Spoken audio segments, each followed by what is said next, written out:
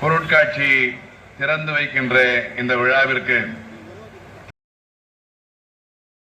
பெரியார் குறித்து அவதூறாக பேசுபவர்களின் பிறப்பையே சந்தேகப்படுவதாக நீர்வளத்துறை அமைச்சர் துரைமுருகன் காட்டமாக தெரிவித்துள்ளார்.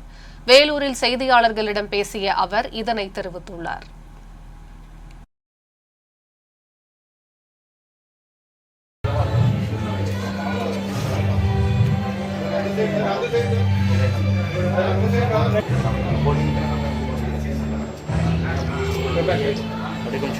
நீங்க பின்னாடி வந்தீங்கன்னா கரெக்டா இருக்கும்.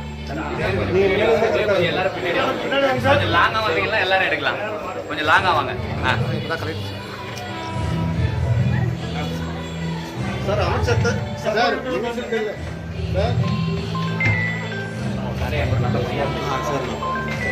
அப்படியே கொஞ்சம் பின்னாடி வாங்க. கொஞ்சம் எல்லாம் அப்படியே லாங்கா வந்தீங்கன்னா எடுக்கலாம். கொஞ்சம் பின்னாடி வாங்க. திரும்பிங்க எப்படி வந்துருங்க. ஆளுநர் வந்து சட்டசபையிலிருந்து வெளியே போனதுக்கு முதலமைச்சர் வந்து ஆளுநர் வெளியே போனதுக்கு கண்டனம் தெரிவிச்சிருந்தார்ல சார், அதுக்கு இன்னைக்கு பதில் கொடுத்திருக்காரு. இந்த ஆணவம் முதல்வருக்கு நல்லதல்லன்னு சொல்லியிருக்காருங்க சார்.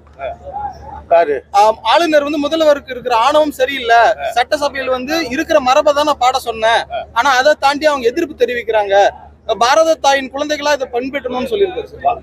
அதாவது மரபு அது அல்ல. இத்தனை ஆண்டு காலமாக முதலிலே தமிழ் தாய் வாழ்த்தும் இறுதியிலே தேசிய கீதம் பாடுபட்டு வந்திருக்கிறோம். அந்த மரபை மாற்ற சொன்னது அவர்தான். ஆகியனாலே தவறு இழுத்தவர் அவர்தான். அவர் பார்த்து முதலமைச்சரை ஆணவம் என்கிறார். ஆனால் அவருக்கு கவர்னர் என்கிற திமிர் இருக்கிறது சார். அதே போல மீனவர் சமுதாயத்தில் நடந்த ஒரு நிகழ்ச்சியில முதல்ல தேசிய கீதம் பாடி இருக்கிறாங்க, அதுக்கப்புறமா தான் தமிழ் தாய் வாழ்த்து பாடி இருக்காங்க சார். தெரியல. அதே போல சீமான் சொல்லியிருக்காரு, பெரியார் வந்து எந்த சமுதாயத்திற்கு நல்லது செஞ்சாரு, அவர் என்ன புரட்சி செஞ்சாருன்னு கேள்வி எழுப்பியிருக்காரு. பெரியாரை பற்றி அவதூறு